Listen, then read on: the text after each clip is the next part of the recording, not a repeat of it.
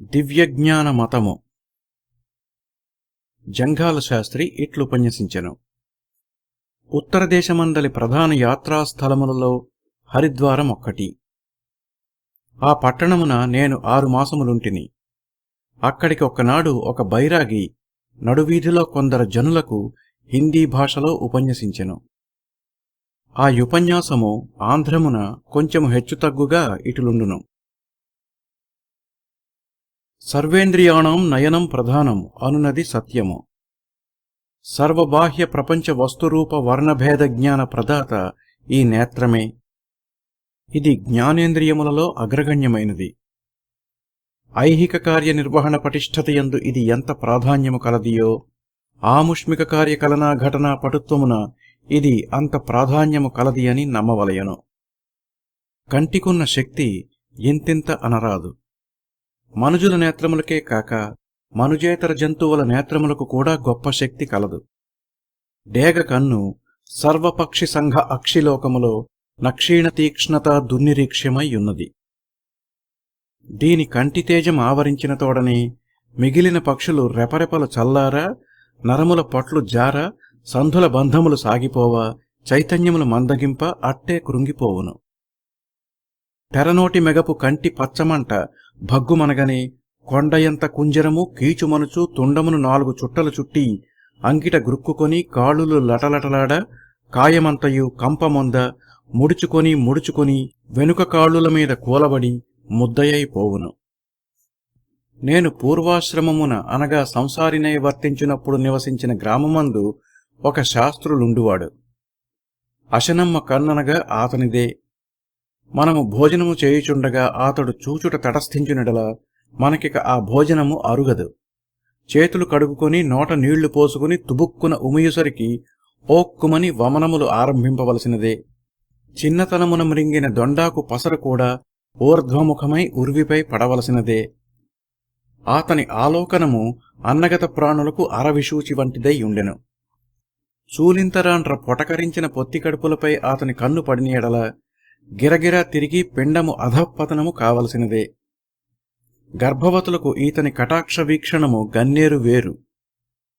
పచ్చగా గోవగా మిసమిసగా అల్లిబిల్లిగా కారుకొని అల్లుకొనుచున్న తీగపాదును ఆతడు అట్టే చూచిన ఎడల అది ఎండి మెలికలు పడి చప్పబడి పురుగుల పుట్టయై బూడిద కావలసినదే. అఖిల వృక్షజాతికి ఆతని ఆలోకనము ఆకురాలు కారు. ఈతనిని పిల్లల పిడుగుగా, కొంపల కొరకచ్చుగా, సౌభాగ్యముల తుడుపుల రాయుడుగా, మరిడిమారకమ్మ మగడుగా జనులందరూ గర్భనిర్భేదమున భావింపజొచ్చిరి. అతనిని ఊర నుండి వెడలగొట్టుదమని కొందరు, కన్నులు ఓడబీకెదమని కొందరు, ప్రయోగము చేయించి చంపుదమని కొందరునై జనులు ఉల్లోల కల్లోల మనస్కులై యుండిరి. అతనిని ఎవ్వరూ చూడరు, అతనితో నెవ్వరునూ మాట్లాడరు, అతని దరి చేరరు, అతని దుమ్మెత్తి తిట్టుదురు. దాచిన సామానులన్నీయూ తగులబడిపోవునేమో అని కోమటి అంగడిలో ఈతనికి ఏ సరుకులు అమ్మడు. అతనికి వండి పెట్టువారెవ్వరూ లేరు, తిండి లేదు, మలమల మాడుచుండెను. ఏదైనా బండి కట్టించుకుని ఏ యూరైనా పోదునని యోచింప ఈతని చూపు సోకిన ఎడల ఎద్దులు చచ్చునేమోయని ఎవ్వరునూ బండి కట్టరు. ఇట్టి మహాదుస్థితిలో అతడుండగా ఆ యూరి ప్రభుడు ఆ సమాచారమును విని ఆతని పిలిపించుకొని ఒక ఇంట నుంచి పోషించుచుండెను. ఆ ప్రభుని ఆజ్ఞలకు లొంగని రైతులు ఎవరైనా నున్నా వారి వరికుప్పలను చూచుటకో వారి ఇండ్లు చూచుటకో ఆతడు ఈ ప్రత్యక్ష వైశ్వానరుని పంపించి పరద్రవ్య పరశురామ ప్రీతి సంకల్ప మహోత్సవమును చేయించుచుండెడివాడు. ఈ ప్రభుడు దుర్మార్గుడగుటచే సమీప ప్రభుడొకడు కొంత సైన్యముతో ఈతని యూరు ముట్టడించెను. ఈతనికి తుపాకులు లేవు, కత్తులు లేవు, కటారులు లేవు, సైన్యము లేదు. ఆర్జించిన యాస్తి ఒక్క అగ్నికీల శాస్త్రులు. అతనినే యుద్ధమునకు పంపెను. అతడొకసారి సైన్యమంతయు కలయంజూచి రేపు యుద్ధమారంభింతమని ఆ సైన్యముతో చెప్పి కోటలోనికి పోయెను. ఈ జందెముల రాయుడు అంగవస్త్రము చేబూని యుద్ధము చేయుటయేమి అని శత్రు సైన్యమును అందరూ పకపకా నవ్విరి. ఆ రాత్రి సైన్యముల గుడారములలో పెద్ద జ్వాల. సైన్యములో కొందరకు పార్శ్వశూల, కొందరకు పక్షవాతము, కొందరకు శిలామేహము, కొందరకు జలోదరము, కొందరకు విషూచి, కొందరకు నక్కమోరులు, కొందరికి బాలచేరులు కలిగి సర్వసైన్యము భీభత్సమై యథాయథలై పీనుగు పెంటలై పోయెను. ఇట్టి అద్భుత నేత్ర సామర్థ్యము కలుగు జనులు క్వాచిత్కముగా నుందురు. కొందర కన్నులు చీకటిలో చూడగలవు, కొందర కన్నులు దూరదర్శినీయంత్ర సహాయ శూన్యముగా కుజగోళములో నేమున్నదో చెప్పగలవు. ఇట్టి విపరీత ప్రకృతులు వీని ఆలోచనములతో మనకిప్పుడు నిమిత్తము లేదు. జనసామాన్యమునకున్న నేత్ర సాధనమును గూర్చియే మాటలాడుదును. ఒకడు భోజనము చేయుచుండగా మరియొకడు పోయి అతనికెదురుగా కూర్చుండి అతని పళ్ళెము వంక చూచుచుండు నెడల నోటికి స్వేచ్ఛగా అతడెత్తుకొనుచున్న కబళమును సందేహముతో నోటబెట్టుకుని అది ధారాళముగా మ్రింగుడు పడకపోవుటచే అతడు కొంచెము కెక్కుకెక్కుమనును.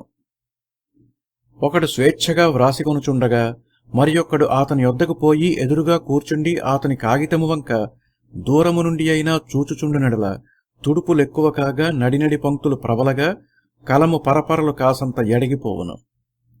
ఒకడు ఉత్సాహమును ఏదో కూనురాగములు తీయుచూ కూర్చుండ ఒక్కడు వచ్చి అతనికెదురుగా కూర్చుండి చూచుచుండు నెడల అతని గొంతురవము కీచుక్రింద దిగి అందులో వెలితిలో చేరిన కొంత కంపము ఆరంభము కాగా చప్పబడి చల్లారును. ఒకడు తదేక దృష్టి కలవాడే చదువుకొనుచుండగా మరియొకడు వచ్చి ఎదురుగా కూర్చుండి అతని పుస్తకము వంక చూచుచుండు నెడల అతనికి ఆ గ్రంథములోని వాక్యములు అర్ధ విచారమునకు లొంగకపోవుటచే వెనుకకు ముందునకు అతడు ఊగుచూ వెనుకటిది మరిచిపోవా, ముందు వచ్చునది తోచక, ఎదురుగానున్నది విడిపోవక, ఒక్కొక్కసారి 2 పుటలు కూడా త్రిప్పినట్టు తెలియక తుదకు పుస్తక పఠనమునకు స్వస్తి ప్రజాభ్యః చెప్పవలసిన వాడగును. ముద్రాశాలలో అక్షరములు కూర్చి పనిచేయు అతని యొద్దకు ఎవ్వడైనా పోయి అతడు అక్షరములు కలుపుచుండగా చూచిన ఎడల దాను పాతో గృహప్రవేశము చేయును, క్రావడిని వట్రువసుడితో ముడిపెట్టును. జనసామాన్యానుభవ సిద్ధములకు ఈ ఉదాహరణముల వలన ఒకని కన్ను తేరబార చూచెడునొకని కన్ను మరి ఒకనికి చేతికి బంధమగును, ఒకనికి కాలి సంకెల యగును, మరి ఒకనికి నోటికి తాళమగును, ఒకని నేత్రమునకు బట్టతెర యగును, ఒకని స్వేచ్ఛను భంగపరచుటలో, ఒకని మనస్సును కలతపరచుటలో, ఒక బుద్ధిని వడివ్రేసి వశ్యము చేసుకొనుటలో కన్నునకు అద్భుత శక్తి కలదు. చిత్తరువుల వ్రాయువాడు తాను వ్రాయుచున్న బొమ్మకు కట్ట కడపటను గాని కన్ను వ్రాయడు. అట్టి కన్నే ముందు వ్రాసిన ఎడల అతని ఒంటెకుచ్చు ముందునకింక నడవనే నడవదు. అతని బుద్ధి తాను వైచిన కంటిచేనాకర్షింపబడి విగ్రహ నిర్మాణమున విశేష చాకచక్యమును కనబరుపనేరదు. నిర్జీవమగు నేత్రమునకే ఇంత జనచిత్త వశీకరణ పాటవ ముండుచో ఇక చెప్పవలసిన పని ఏమున్నది? ఒక్కొక్క కాంత కన్ను మనపై పడ పన్నీరు చిలికినట్లు మన దేహమెల్లా చల్లబడును. ఒక్కొక్క కాంత కన్ను నుండి వెడలిన కిరణములు మన కట్టే కితకితలు పెట్టి మనల వెకవెక నవ్వజేయును. ఒక్కొక్క కాంత కంటి మెరుపుతీగే మనకు గళపాశమై ఆమె వెంట మనలను ఈడ్చును. ఒక్కొక్క కాంత కంటి మంట మన దురుద్దేశములనన్నీ దహింపజేయును. ఒక్కొక్క కాంత కంటి దివ్యతేజము మనలను ఆమెకు సాష్టాంగపడి మ్రొక్కజేయును. ఆ కాంత మన ఇంటిలో ప్రవేశించిన వేళా విశేషముచే మాకదృష్టము పట్టినదని కొందరనగా మీరు వినియున్నారు. అట్టి కలిమికి కారణము కాంతామాహాత్మ్యము కాదు, కాలమాహాత్మ్యము కాదు, కంటి మాహాత్మ్యము. ఆ చిన్నవాడు పుట్టిన వేళా విశేషమున మాకు నిత్య కళ్యాణము పచ్చతోరణముగా నున్నదని కొందరందురు. ఈ గుర్రమును కొన్న వేళా విశేషమున మాకధికారము ప్రబలినదని కొందరందురు. కులాంగని అయినా సరే, కుర్రవాడైనా సరే, గుర్రమైనా సరే చేసినదేమీయూ లేదు. ఏమి చేయగలిగినా ఏమి చేసినా అత్యద్భుతానిర్వచనీయాధిక శక్తి సంపన్నమైన కన్నే.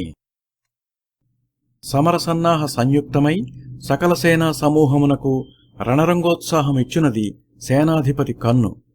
వారి కత్తులకు తెగువ, వారి కన్నులకు గురి, వారి హస్తములకు బింకము, వారి మనస్సులకు దూకుడు, వారి గృహచింతలకు మత్తుమందు, వారి ప్రాణములకు వైరాగ్య బోధనము ఒక్కసారి ఇచ్చునది సేనాధిపతి కన్నే.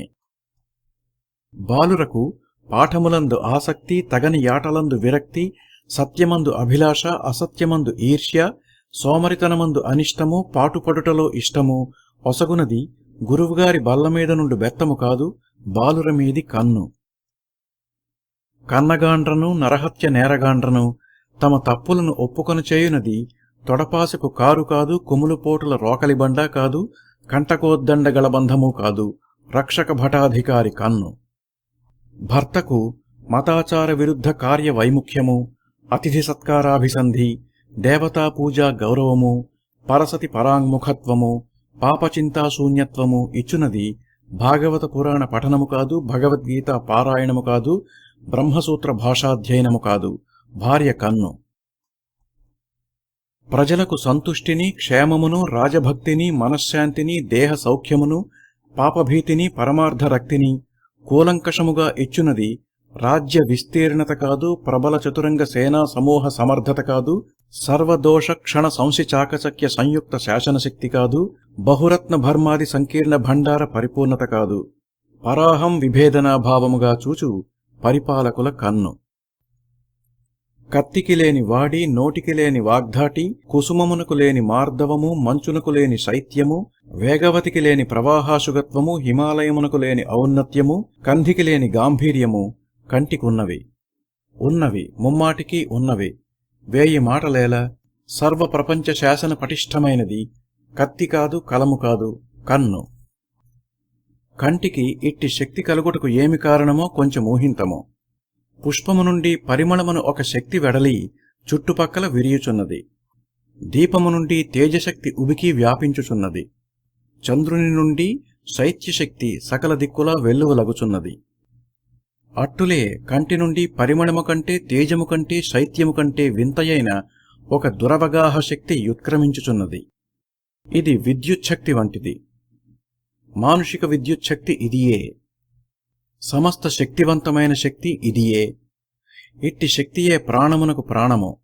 ఈ విద్యుచ్ఛక్తి నఖాగ్రముల నుండియు కేశాగ్రముల నుండియు కూడా వెలువడును. అందుచేతనే గోళులు కొనలు కలుగునట్లు పెంచుకొనకూడదు అందురు. తల వెంట్రుకలు విరియబోసి కొనక ముడి వైచుకొనవలయునందురు. కాని నఖకేశాగ్రముల నుండి వెడలిన శక్తి కంటే కంటి నుండి వెడలిన శక్తి మొత్తమున హెచ్చు. కంటికంటే మృదులతరమైన అంగము లేకుంట చేతను, కన్నే మనస్సునకు బాహ్య ప్రపంచమునకు ముఖ్య సంధానకర్త ఎగుట చేతను కంటి నుండి వెడలెడు శంపాశక్తి అధికతరమైనది. ఈ శక్తి మనుజునకు లోపల ఎంతయున్నా అంత ఆరోగ్యము, అంత ఆయుష్యము. ఇది వృధపోనీయదగినది కాదు. ఇది ప్రపంచమును అనేక విధములుగా ఉపయోగింపబడుచున్నది. తేలు కుట్టులో, పాము కాటులో, జెర్రి వ్రేటులో, దయ్యపు పాటులో పనిచేయు శక్తి ఇదియే. మంత్రపఠనమనునది మనోనిశ్చలత్వమునకే గాని బాధా నివారణ ప్రభావమంతయు ఈ శక్తిదే. పక్షవాతములను బాగుచేయుటలో, చచ్చువాతములను జయించుటలో దీనికున్న ప్రతిభ అవర్ణ్యము. వ్రణబాధచే నిద్రాశూన్యులయ్యి గోండ్రించువారికి ఇంతకంటే మత్తుమందు లేదు. మనము మనస్సులో నిశ్చలముగా ఏది సంకల్పించుకుని ఆ మానసిక విద్యుచ్ఛక్తిని మన నేత్రముల గుండా పరపుదుమో ఆ సంకల్పమును ఈ శక్తి సఫలము చేయుచున్నది. ఈ ముక్కాలిపీట మూరెడెత్తు పైకి లేవవలయునని, లేవక తప్పదని, లేచి తీరవలయునని మనము నిశ్చలముగా, నిజముగా, నిరంధ్రముగా మనస్సును సంకల్పించుకొని ఆ పీటపై నిరంతరముగా నిబిడముగా కొంతసేపు చూచుసరికి బల్ల లేవవలసినదే. అట్లు నేను అనేక పర్యాయములు పరీక్షించితిని. ఈతనికి ఆరోగ్యము కలుగవలసినదని మనము నిర్నిద్ర దీక్షతో సంకల్పించుకుని ఆతనిపై కంటి విసరులు రెండూ, చేతియూపులు రెండూ ప్రయోగించుసరికి ఆరోగ్య దశ ఆరంభింపవలసినదే. మా గురువుగారు ఒకసారి రై రైమను వచ్చుచున్న రైలుబండిని నడిమిదారిలో ఈ శక్తిచే ఆపిరి. నేను ప్రత్యక్షముగా చూచితిని. మీకాశ్చర్యముగా, అవిశ్వసనీయముగా కూడా నుండగలదు. మనస్సునకు గల అత్యద్భుత శక్తిని మీరెరుగకుండుటచే మీకట్లు తోచుట వింత కాదు. తపస్సు చేసుకొనిన ఒక బ్రాహ్మణునిపై కొంగ రెట్టవైచినది. కోపమున అతడు కన్నులు తెరచి పైకి చూచుసరికి కొంగ చచ్చి గుబుక్కున క్రింద కూలెను. కోపపు చూపునకు కొంగ చావునకు ఎంత సంబంధమున్నదో యోచించుతిరా? ఇక్కడ కత్తి లేదు, కర్ర లేదు, ఉండలబద్దలేదు, చేతిలో బెడ్డయైనా లేదు. హాష్ అని ఆ బ్రాహ్మణుడు అరచనేమో, అదిరిపడి అది చచ్చినదేమో అనుకొనగా అతడు మాటలాడనైనా లేదు. కోపపు చూపు తప్ప ప్రయోగించినది అంతకంటే ఏమీయూ లేదు. దానితోడనే కొంగ చచ్చినది. నహుషును ఆశీవిషు చేసినది ఈ శక్తియే. అహల్యను రాయిగా చేసినది ఈ శక్తియే. సగర పితామహులను బుగ్గిగా చేసినది ఈ శక్తియే.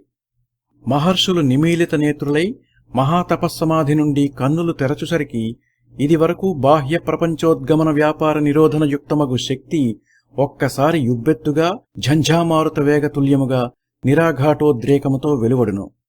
అప్పుడు మనస్సున కోపమే వారి కుండు నెడల ఎదుటి ప్రపంచము ఒక్కసారి భస్మము కావలసినదే. అంత దూరమెందులకు? గర్భవతిని చూడ క్రొత్తగా పోవువాడు రిక్తహస్తుడైపోక రుచ్యమగు ఫలముగాని ఏదైనా ఒక చిత్ర వస్తువుగాని తీసుకొని పోవలేనని చెప్పుదురు. ఒక ప్రాణికి ఇంకొక ప్రాణి అదనమగుట చేతను, భగవంతుని చేతిలోనున్న సృష్టిశక్తి ఆమె గర్భమున ప్రవేశించుట చేతను ఆమె కంటి నుండి ప్రబలమగు శక్తి ప్రవహించుచుండును. గర్భవతికి ఏదైనా తినవలయునని మహావాంఛ సంతతము మనసున నుండును కావున ఆహరణోద్దేశముతో వెడలిన తచ్చక్తికి మనుజుడు ఎదుటబడక ఆ శక్తిని ఒక ఫలముపై గాని భక్ష్యముపై గాని ప్రసరింపజేసి తన్ను తాను కాచుకొనవలయును. నూతన వితంతు దర్శనమునికై పోవువారు ఒక బట్టను ముందామె నేత్రములకు అడ్డువేయవలయునని చెప్పుదురు. లోకమున ఒక జనునకు ఏదైనా ఆపత్తు రాగా, లోకమున ఇందరుండగా నాకే ఇది రావలయునా, వారికే రారాదా, నాకేల రావలయును అని అనుకొనుట మిక్కిలి సహజము. అటులే ఈ నూతన వితంతువు లోకమున ఇందరు అమ్మలక్కలుండ వారి మగడు చావరాదా, వీరి మగడు చావరాదా అని మహాందోళనమున మహోద్రేకమున అనుకొనును. అట్టి స్థితిలో ఆమె కంటి ఎదుట మొదటపడిన కాంత చేతిలో దిగతుడుపు బట్ట లేకుండునెడల మగడు చచ్చినందులకు మరునాడు ఆమె నూతిలో దిగవలసినదే. రాజులలో కూడా కొందరకు మహాశక్తి సంయుక్తమైన కన్నుండును. రాజదృష్టి మిగుల చెడ్డదను వాడుక కలదు. దానికి ఒక ప్రక్కనుండవలసినదే గాని ఎదురుగా నుండరాదు. రాజులు వీధులలో స్వారులు పోవునప్పుడు బ్రాహ్మణుల స్వస్తివాక్యముల ఘోషములతో భట్టులనర్చిన తత్పూర్వరాజన్య సద్గుణ సమీచీన వర్తనాది వర్ణనాడంబర గుంఫిత గద్య పద్యావళీ పఠన ప్రబల ధ్వానములతో బయలుదేరవలయను. వారట్లు వీధులలో పోవునప్పుడు ఒకని పయోధరోత్తుంగ చంద్రశాలా సదనమునుగాని పయోధరోత్తుంగ చంద్రముఖీ వదనమునుగాని చూచి దానిని తాను హరింపవలయునని వారికెట్లు దుర్బుద్ధి పుట్టునోయని, నీ తండ్రి మహాదాత అతడు చేసిన గృహ హర్మ్యదానములు ఇన్నియా?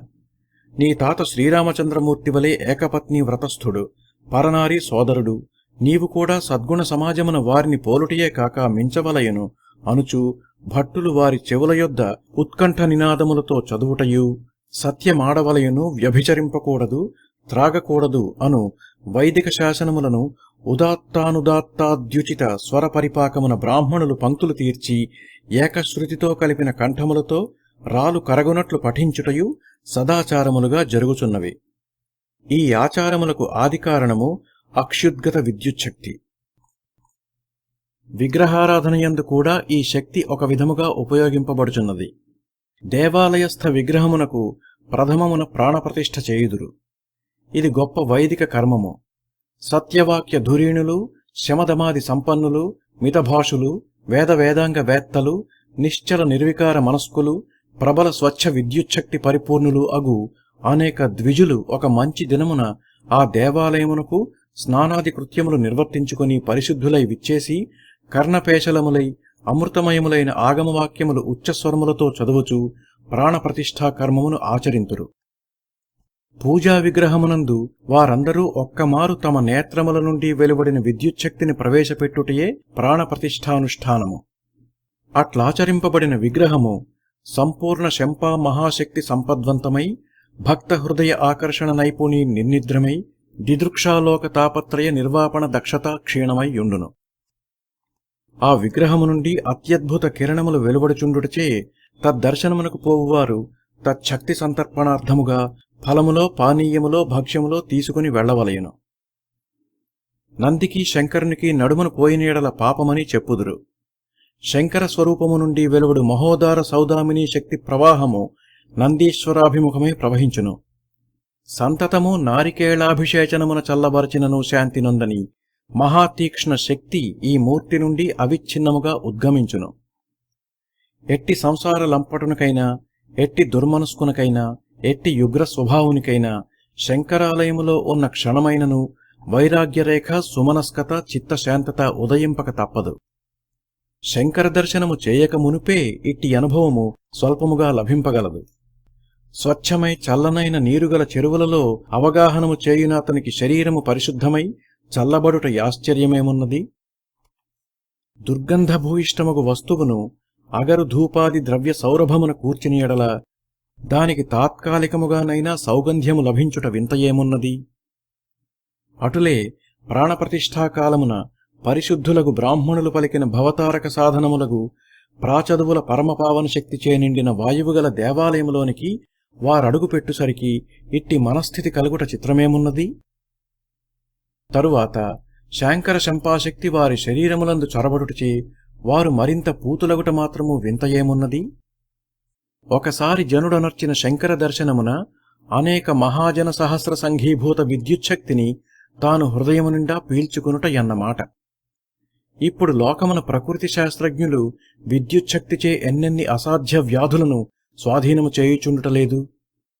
నిర్జీవ వస్తూద్భవ విద్యుచ్ఛక్తియే ఇంత పనికి చాలియుండా పావన ప్రాణి ప్రభూతమైనది ఎంత పని చేయగలదో ఎవడు చెప్పగలడు? విద్యుచ్ఛక్తి ప్రతి మనుజునిలోనూ కొలదియో గొప్పయో యున్నది. మితభాషణమున మిత స్వచ్ఛాహారము వలన ఇంద్రియ నిగ్రహము వలన చిత్తశాంతి వలన దానిని అభివృద్ధి నొందించుకొనవచ్చును. అట్లు చేయకుండా జనులు భ్రష్టులు పతితులు అగుచున్నారు. ఇది కడు శోచనీయము. బాహ్య ప్రపంచమునకు వృధగా నేత్రముల నుండి పోవుచున్న ఈ శక్తిని కన్నులు మూసి అరికట్టి తత్ప్రవాహము ఆంతర ప్రపంచమునకై పరపవలేను. కదలుచున్న మనస్సును కట్టివేయవలెను. బాధించుచున్న అరిషడ్వర్గమును బంధింపవలయును. అంతరాంతరాయములు నన్ని తత్ప్రదాహాశుగత్వమును త్రోచివేయవలయును. శంకరుడు అప్పుడగపడును. అదిగో శంకరుడు నీలోననేయున్నాడు. ఇట్టి ఆత్మానుభవమును మనముండుకొలది దేహ సంబంధము మనకు ప్రాణముండగనే విడిపోవును. మీరెవ్వరైనా ఇప్పుడెగిరి ఆకాశమును నిలవబడగలరా? మీరే నిద్రాకాలమందు స్వప్నములలో అంతరిక్షమును ఎగురుచున్నారా లేదా? ఎందుచేత? నిద్రయందు దేహాత్మ సంబంధము కొంచెము విడుచుట చేత. అటులే ఆత్మానుభవమున మనకు దేహ సంబంధము విడిచినప్పుడు ఈ అణిమాద్యష్టసిద్ధులు కలుగును. మనము హిమాలయమంత పెరిగిన పెరుగగలము, సూదిబెజ్జములో దూరమన్న దూరగలము, నీటిలో మునిగియుండగలము, ఆకాశమును నెగురగలము. ఈ శరీరములతో ఇతర గోళములలోనికి అవలీలగా నేగగలము. శ్వాసను అరికట్టి మన ఇష్టము వచ్చినంత కాలము బ్రతుకుదుము. మనకెప్పుడు ఖుషీ కలుగునో అప్పుడే బొందితో కైలాసమునకు ఏగగలము. ఇవి అన్నియూ మహాత్ముల రహస్యములు. ఇంతకంటే వానిని గూర్చి చెప్పదగదు.